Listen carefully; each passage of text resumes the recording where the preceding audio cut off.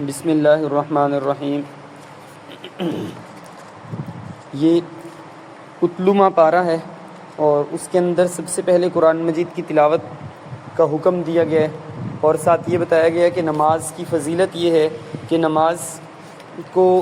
پابندی سے پڑھنے اور قائم کرنے سے انسان بے حیائی اور برے کاموں سے بچتا ہے۔ اقیم الصلاۃ پہلے کہا اور پھر کہا کہ ان الصلاۃ تنہی عن الفحشاء والمنکر، بے شک نماز بے حیائی اور برے کاموں سے روکتی ہے۔ اور یہ نماز کی جو فضیلت بتائی ہے، نماز ظاہر بات ہے کہ ایک عبادت ہے، کوئی منتر نہیں ہے کہ ایک انسان یہ سمجھے کہ میں نے نماز پڑھی اور اب میرے ہاتھ بند جانے چاہیے اور کوئی ایسا لاک لگ جانا چاہیے کہ میں چاہتے ہوئے بھی یہ نہ کر سکوں، جیسے ایک آدمی کو کوئی بندش ہو جاتی ہے۔ ایسا نہیں ہے، بلکہ انسان کو نیکیوں کی طرف مائل ہونا اور گناہوں سے بچنا ہوگا، اور ساتھ نماز اس کی مدد اس چیز میں کرے گی۔ اور اس کی بہت بہترین مثال بعض معترضین کے جواب کے طور پر لکھی گئی کہ ایک آدمی کو نزلہ، کھانسی اور بخار ہوتا ہے، وہ ڈاکٹر کے پاس جا کر اس سے دوائی لیتا ہے، اور اس کے بعد پھر ڈاکٹر اس کو کچھ کھٹی اور ٹھنڈی چیزوں سے پرہیز کا بھی کہتا ہے، لیکن وہ یہ کرتا ہے کہ اس کو جو کف سیرپ دیا گیا تھا وہ 3 چمچ تو اس کے پیتا ہے، لیکن صبح شام گول گپے کے پانی کے 2 گلاس بھی پی لیتا ہے، اور تلی ہوئی اور ٹھنڈی چیزیں بھی کھاتا ہے، اور پھر کہتا ہے کہ یہ دوائی اثر نہیں کر رہی۔ ظاہر بات ہے کہ وہ 3 چمچ ان کھٹے اور ٹھنڈے پانی کے 2 گلاس کے مقابلے میں مقدار میں بھی کم ہے، اور یہ ایک عقل کا بھی تقاضا ہے کہ جب انسان کوئی دوا استعمال کرے تو پرہیز بھی کرے، تو پرہیز کرنا انسان کا کام ہے، اور نماز اس کے اندر یہ ہے کہ اس کی مدد کرے گی۔ آپ صلی اللہ علیہ وسلم نے ایک صحابی سے پوچھا کہ آپ بتاؤ کہ آپ کے لیے کیا دعا کروں؟ انہوں نے کہا یا رسول اللہ، میں آپ سے محبت کرتا ہوں، تو جنت میں آپ کا ساتھ چاہتا ہوں۔ تو آپ صلی اللہ علیہ وسلم نے فرمایا ٹھیک ہے، سجدوں کی کثرت سے میری دعا کی مدد کرنا، میں آپ کے لیے دعا کرتا ہوں، آپ سجدوں کی کثرت سے میری دعا کی مدد کرنا۔ تو سجدوں کی کثرت کا مطلب ہے آپ نماز کی پابندی کرنا۔ اس کے بعد اس کے اندر معاندین اور ان کی حد دھرمیوں کا ذکر ہے کہ آپ صلی اللہ علیہ وسلم کے ساتھ جو عناد اور بغض رکھتے تھے، اور اصل میں عناد اور بغض ہوتا تھا، اور بہانہ کوئی اور کرتے تھے کہ آپ صلی اللہ علیہ وسلم کے اوپر بے اعتمادی کا اظہار کرتے تھے۔ اس کے بعد دنیا کی بے ثباتی کا ذکر ہے کہ دنیا بہرحال عارضی ہے، اور اس کے اندر تمام انبیاء کو ستایا گیا، اور آپ صلی اللہ علیہ وسلم کو بھی صبر کا حکم دیا جیسے انہوں نے صبر کیا۔ اس کے بعد سورۃ روم شروع ہوتی ہے، جس کے اندر شروع میں 2 پیشن گوئیاں ہیں۔ پہلی پیشن گوئی تو یہ ہے کہ مکہ مکرمہ میں 2 لوگ رہتے تھے، ایک تو اہل کتاب مسلمان تھے جن کے اوپر قرآن مجید نازل ہوا آپ صلی اللہ علیہ وسلم کے اوپر اور ان کے ماننے والے، دوسرے تھے مشرکین مکہ جو بت پرست تھے۔ اب ایک طرف مسلمان ہیں جو ایک آسمانی علم رکھتے ہیں، دوسری طرف ہیں بت پرست۔ تو بت پرستوں نے آ کے مسلمانوں کو تانا دیا کہ مزہ آیا کیسے روم جیتا، اور فارس کیسے ایران ہارا اور ایران جیتا اور روم ہار گیا۔ روم میں دراصل عیسائی رہتے تھے، عیسائی ہار گئے تھے اور بت پرست ایران کے جیت گئے تھے۔ تو آ کر تانا دیا مسلمانوں کو عیسائیوں مشرکین مکہ نے کہ اہل کتاب دیکھو ہار گئے اور تم لوگ بھی اہل کتاب ہو،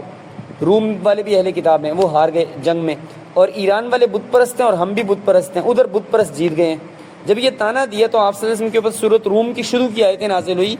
اعوذ باللہ من الشیطان الرجیم، بسم اللہ الرحمن الرحیم، الف لام میم، غلبت الروم۔ غلبت الروم کا مطلب ہے روم مغلوب ہو گیا، وہ اہل کتاب ہیں، عیسائی ہیں۔ آگے ہیں فی ادنی الارض وهم من بعد غلبهم سیغلبون، کہ ادنی الارض اتنے دن کے اندر یعنی 9 سال کے اندر دوبارہ ایک جنگ ہونے والی ہے روم اور ایران کے فارس کی، اس کے اندر روم جیت جائے گا اور ایران ہار جائے گا۔ یہ ابھی جنگ ختم ہی ہوئی ہے، ابھی تو ان کے زخمی نہیں ٹھیک ہوئے، پہلے ہی بتا دیا 9 سال کے اندر دوبارہ جنگ ہونی ہے، جیتنا کس نے، یہ پہلے ہی بتا دیا۔ تو یہ بات تو روم اور ایران کے بادشاہوں تک بھی پہنچ گئی، اور انہوں نے کہا یہ کیسے، ابھی تو جنگ ہماری ختم ہی ہوئی ہے، ختم ہونے کے مراحل پہ ہے، اور اگلی جنگ اتنے سال کے بعد ہونی ہے، اور اس کے اندر فلاں ملک نے جیتنا ہے، یہ پہلے ہی پیشن گوئی کر دی۔ تو یہ پیشن گوئی کا مقصد کیا ہے؟ دراصل مکہ مکرمہ میں یہ صورت نازل ہوئی، اور مکہ مکرمہ میں آپ صلی اللہ علیہ وسلم کی جو دعوت دین تھی اس کی تصدیق کے لیے، آپ صلی اللہ علیہ وسلم کی تصدیق کے لیے، قرآن مجید کی تصدیق کے لیے ایسی چیزیں بتائی جاتی تھیں جس سے آپ صلی اللہ علیہ وسلم کا سچا ہونا ثابت ہو۔ پیشن گوئی وہی آدمی کرتا ہے جس کو اپنے سچے ہونے کا پتہ ہو۔ اگر ایک آدمی پیشن گوئی جھوٹا آدمی کر دے کہ کل مثال کے طور پہ بارش ہوگی اور بارش نہ ہو تو کل وہ منہ چھپاتا پھرے گا، وہ کہے گا میں نے کہا تھا، اب میں سب کے سامنے کیا جواب دوں، آج بارش تو ہوئی نہیں۔ تو آپ صلی اللہ علیہ وسلم نے اتنی بڑی پیشن گوئی کی کہ دو ملک آپس میں جو ابھی ابھی لڑ کے ہارے ہیں، اتنے سال کے اندر دوبارہ لڑائی ہوگی، جو ہارا ہے وہ جیت جائے گا، جو جیتا ہے وہ ہار جائے گا۔ اور ساتھ دوسری پیشن گوئی ایک اور بھی تھی کہ جب روم جیتے گا ایران سے، اس وقت مکہ میں مسلمان بھی خوشیاں منا رہے ہوں گے قریش سے جیتنے کی۔ یہ قریش مکہ جو آج تانا دینے کے لیے آپ صلی اللہ علیہ وسلم کو آئے ہیں، اس وقت یہ شرمندہ ہوں گے، اور ہم کیونکہ ابھی ابھی بدر جیتے ہوں گے، اس وقت بدر کی لڑائی ہو چکی ہوگی۔ تو یہ دو پیشن گوئیاں تھیں، اور پیشن گوئی کا مقصد ہوتا ہے کہ کل کو آپ صلی اللہ علیہ وسلم کے بارے میں مشرکین یہ کہیں گے واقعی محمد نے سچ کہا تھا، تو یہ جو کہیں گے محمد نے تو سچ کہا تھا، آج ہی کیوں نہ وہ مان کے یہ کہہ دیں کہ کل جو ہم کہیں گے محمد نے سچ کہا تھا، اور بات ہمارے اوپر آئے گی کہ ہم جھوٹوں کے ساتھ ہیں، تو آج کیوں نہ ایمان لے آئیں۔ اس وجہ سے پیشن گوئی بتائی گئی۔ اس کے بعد اللہ تعالیٰ کی عظمت کی 7 نشانیوں کا ذکر ہے اس سورت کے اندر، سورت روم کے اندر، اور اس کے اندر سب سے پہلے تو اشیاء کی ازداد سے اس کا بننا بتایا گیا کہ ایک چیز ہوتی ہے نحیی، ہم لوگ مردے سے زندہ کو اور زندہ سے مردے کو پیدا کرتے ہیں، اور اس کے اندر یہ بتایا کہ ایک مرغی ہے جو انڈا دیتی ہے، اور وہ انڈا تو بے جان ہوتا ہے، لیکن اس کے اندر سے اللہ تعالیٰ جاندار کو پیدا کر دیتے ہیں، اور اسی طرح ایک قطرہ ہے اس کے اندر سے انسان کو پیدا کرنا، یہ سب پورا ایک بتایا کہ مردہ سے زندہ اور زندہ کو مردہ کرنے پر اللہ تعالیٰ قادر ہے۔ اس کے بعد انسان کی پیدائش مٹی سے، اس کے بارے میں بتایا، اور تیسرے نمبر پہ زوجین کی محبت کے بارے میں بتایا کہ جب اللہ تعالیٰ کی طرف سے طے کردہ جو زوجین ہیں ان کا یہ عقد ہو جاتا ہے تو اللہ تعالیٰ پھر ان کے درمیان میں محبت پیدا کر دیتے ہیں۔ نکاح کے خطبے کے اندر بھی یہ دعا کی جاتی ہے کہ اللہ تعالیٰ ان کے درمیان میں الفت پیدا کر دیں۔ پھر اس کے بعد زمین اور آسمان کی تخلیق اور تثبیت کے بارے میں بتایا، اور اس کے بعد رات اور دن کے بارے میں بتایا۔ یہی ذکر 30ویں پارے کی پہلی صورت میں بھی ہے جو یہاں پر ہے، رات اور دن کے بارے میں بتایا کہ رات کو اللہ تعالیٰ نے آرام کا ذریعہ بنایا اور دن کو کاموں کا وقت بنایا۔ وہ اس کے اندر سورۃ نبا کے اندر بھی یہی والی بات ذکر ہے کہ وَجَعَلْنَا النَّوْمَ سُبَاتًا وَجَعَلْنَا اللَّيْلَ لِبَاسًا وَجَعَلْنَا النَّوْمَ سُبَاتًا، اور وَجَعَلْنَا النَّوْمَ جو کہا نا، تو اس کے بارے میں صفوۃ التفاسیر کے اندر علامہ نووی رحمۃ اللہ نے لکھا کہ قاطعا لاشغالکم وراحتا لابدانکم، آپ لوگوں کے جو اشغال ہیں ان کے اندر بریک لانے کے لیے، وراحتا لابدانکم، اور آپ کے بدن کو راحت پہنچانے کے لیے یہ رات ہے، اور دن کس لیے؟ دن ہے مشغولیت کے لیے، اور جو لوگ اس کے اپوزٹ چلتے ہیں وہ صحت کا نقصان کرتے ہیں، کیونکہ اللہ تعالیٰ نے ایک سسٹم بنایا ہوا ہے کہ اللہ تعالیٰ اندھیرا جب کر دیتے ہیں تو وہ آرام، اور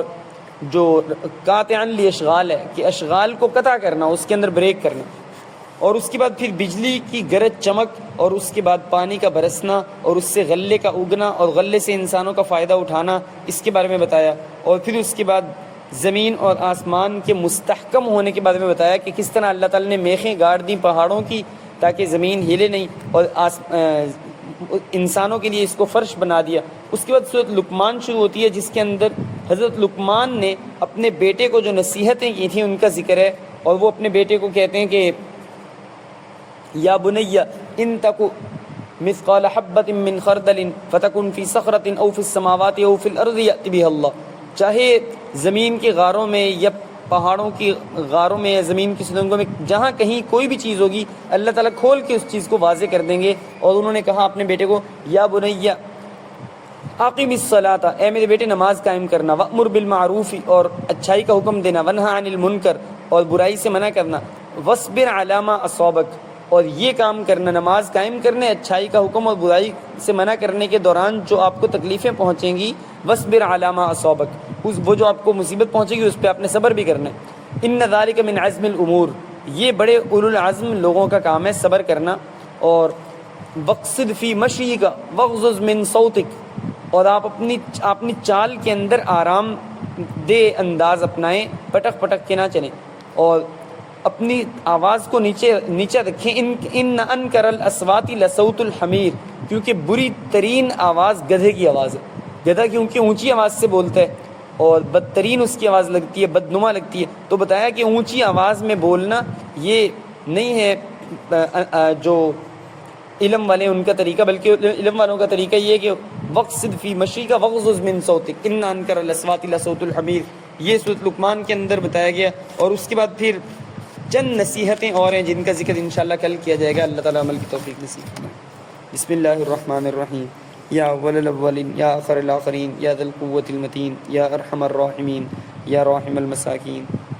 یا اللہ جو کچھ پڑھا اور سنا اس پر عمل کی توفیق نصیب فرما۔ صلی اللہ تعالیٰ علی خیر خلقہ محمد وعلی آلہ واصحابہ اجمعین برحمتک یا ارحم الراحمین۔